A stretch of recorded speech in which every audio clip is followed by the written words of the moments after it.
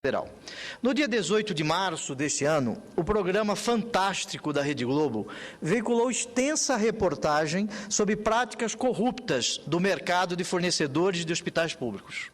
Numa criativa abordagem, um hospital universitário permitiu a um repórter passar-se por gestor de compras e gravar as ofertas ilícitas que recebia dos candidatos a fornecer bens e serviços sem licitação. Nós todos ficamos horrorizados, chocados. Muito bem.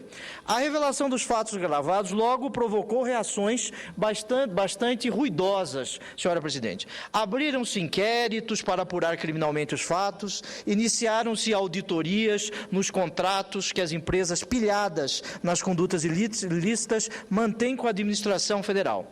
Foram propostas providências de inabilitação dessas mesmas empresas para contratar com a União. Nada de novo. Todas essas reações são positivas, pois revelam a força da indignação popular contra a corrupção, bem como a tomada de providências corretivas pela administração pública nos casos concretos. Mas cabe a esta Casa Legislativa, como titular das altas funções de controle externo que lhe atribui o artigo 71 da Constituição Federal, fazer mais que isso. Repito, fazer mais que isso. É preciso olhar para o caso isolado, revelado pela reportagem, e analisar as suas características para criar meios de antecipar os riscos e prevenir as irregularidades. Se não fizermos isso, senhora presidente, continuaremos apenas a reagir mecanicamente contra situações isoladas que vierem a ser flagradas por ações individuais. Ou seja, arrumar a tranca na porta depois que a porta já foi arrombada. Como fazer isso? Primeiro, pela avaliação criteriosa dos aspectos comuns da prática de todas as empresas pilhadas na tentativa de corromper.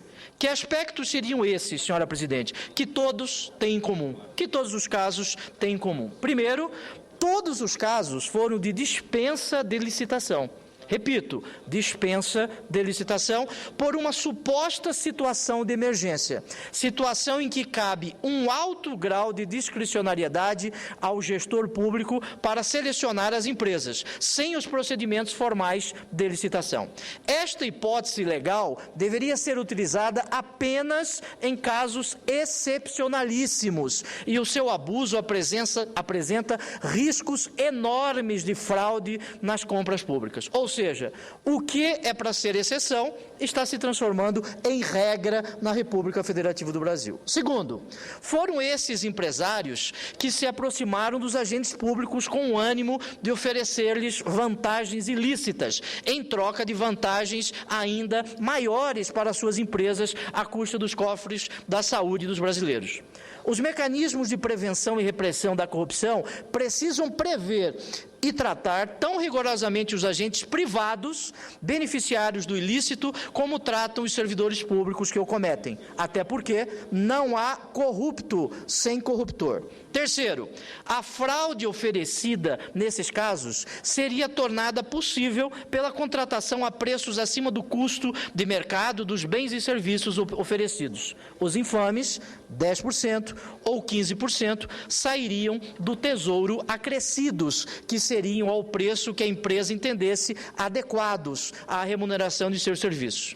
Isto nos recorda que uma das lacunas mais graves do atual sistema de controle é a deficiência na caracterização dos projetos básicos dos bens e serviços contratados, na elaboração dos orçamentos analíticos e na manutenção de padrões de referência confiáveis de preços de mercado que permitam à administração e aos órgãos de controle e fiscalização saberem se está sendo pago o preço justo em cada aquisição. Falta uma melhor elaboração dos chamados projetos básicos. Senhora presidente, senhoras e senhores senadores, precisamos enfrentar cada um desses desafios de forma mais abrangente e mais completa que a simples reação em um único caso isolado. Este é o nosso papel como representantes do povo, elaboradores das leis responsáveis pela fiscalização das finanças públicas. E para isto que trago aqui um conjunto de medidas também imediatas. Quais seriam essas? Em relação ao abuso da dispensa de licitação por emergência, a legislação ainda é muito genérica, mas temos muito pouco conhecimento ainda sobre as práticas que facilitam esse tipo de abuso. Precisamos focalizar nossa atenção como legisladores para essa realidade e aprender mais sobre os fatos para concluir, no final, por uma redação legal que reduza as possibilidades dessa forma de fraude. Por exemplo, já apresentei um projeto de lei no ano passado, e este projeto ainda não tem relator. Este projeto obriga, no momento da contratação, com dispensa de licitação, que o Ministério Público e os tribunais de contas possam ser notificados disso para que possam fazer este acompanhamento. Como começar a fazer isso, senhora presidente? Indago. Primeiro, criando recursos para direcionar à fiscalização. Hoje sequer sabemos qual a proporção dessas dispensas de licitação, pois os registros contábeis e orçamentários sequer individualizam nas consultas gerenciais as diferentes modalidades de dispensa de licitação. Nisto, é possível agir imediatamente. Essa informação, embora não seja objeto de individualização contábil, deve constar do documento de empenho, o que não ocorre. A partir daí, o Senado Federal pode contribuir diretamente através da extraordinária ferramenta que é o Siga Brasil, desenvolvido e mantido por esta Casa. Caso esse sistema incorpore a variável inciso, presente nas notas de empenho individuais, o monitoramento dessa hipótese de exceção poderá ser conduzido com muito mais eficiência, representando mais uma grande contribuição do Siga Brasil às finanças públicas. Esta melhoria, senhora presidente, é objeto de indicação que apresentei junto à Comissão de Meio Ambiente, Defesa do Consumidor e Fiscalização e Controle. Fiz essa indicação a esta comissão, ao presidente Rodrigo Hollenberg. É preciso, porém, senhora presidente, avançar desde já no conhecimento das práticas concretas de abuso. Procedi a um levantamento global das unidades gestoras da administração federal nas áreas de saúde e segurança pública, para avaliar a proporção das despesas de custeio e investimento executadas na modalidade de dispensa de licitação, já descartadas, naturalmente, aquelas relativas a compras de pequeno valor. Detectamos que várias unidades executam mais de 90% de suas despesas na modalidade de dispensa de licitação. Mais de 90% de sua despesa. Embora essa execução possa incluir outras dispensas, que não por emergência, por exemplo, trata-se de um primeiro indicador para examinar mais detalhadamente, de forma preventiva, estas unidades. Estou propondo também à Comissão de Controle e Fiscalização um requerimento de auditoria ao Tribunal de Contas da União para que a Corte de Contas examine especificamente a prática da dispensa de licitação por emergência, identificando circunstâncias e lacunas que possam favorecer eventuais abusos. Este é, mais uma vez, o papel do Legislativo, ao menos ao meu juízo. Identificar riscos e interagir com o trabalho de fiscalização do controle externo, no sentido de trabalhar questões de maior relevância. Aliás, como nós todos sabemos, o Tribunal de Contas da União é um órgão que auxilia o Poder Legislativo. Passamos, então, à questão também gravíssima da responsabilização dos terceiros privados que induzem atos de improbidade ou são por eles beneficiados, senhora presidente.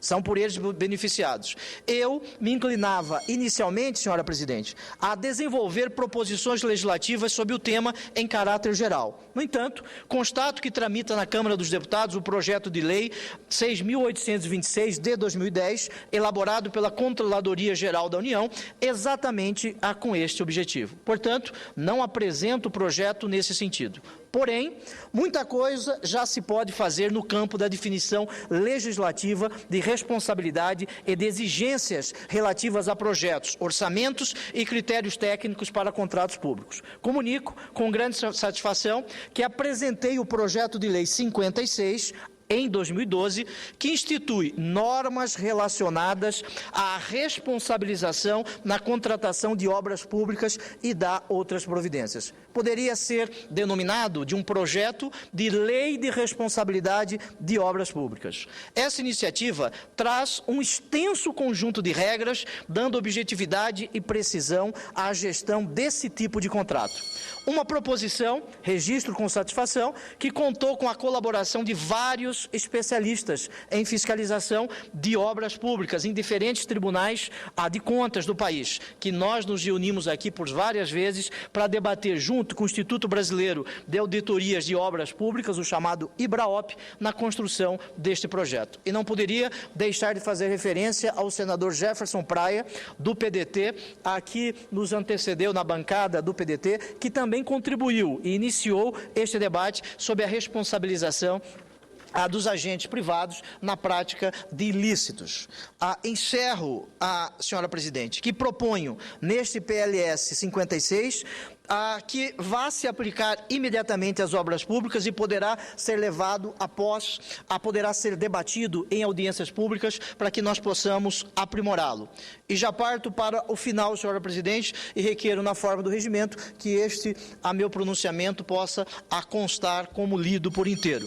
Por fim, e não menos importante, senhora presidente, entendo que as características do projeto são formas de enfrentamento imediato dos riscos de malversação de recursos públicos e contemplam, em maior ou menor grau, tudo aquilo que ele paga por meio dos impostos. Eu venho muito a esta tribuna, senhora presidente, falar sobre esses temas, mas a cada vez trago uma ação ou iniciativa diferente. Penso que esta seja a função de um parlamentar. Se Vossa Excelência me permite, eu encerro a minha fala trazendo a consequência da corrupção, da malversação do dinheiro público e da falta de fiscalização na saúde. Recentemente nós tivemos o falecimento aqui em Brasília de um jovem de 14 anos, filho do grande deputado federal pelo estado do Maranhão,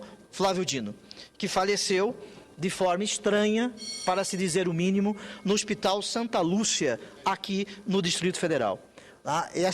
Este jovem, chamado Marcelo, faleceu em situações, no mínimo, estranhas, que quase chegam ao menos num juízo de valor superficial até agora, na prática de crimes. Muito bem, o Flávio Dino fez uma representação junto à Anvisa, para que a Anvisa instaure um procedimento de averiguação, investigação e fiscalização junto a este hospital. Porque imagine, senhora presidente, e cidadãos que estão nos ouvindo neste momento, as estradas são fiscalizadas, os aeroportos são fiscalizados, os portos são fiscalizados e os hospitais privados, eles são fiscalizados ou não pela Anvisa? Será que os hospitais privados estão cumprindo a sua atribuição conforme determina a legislação e resoluções da Anvisa?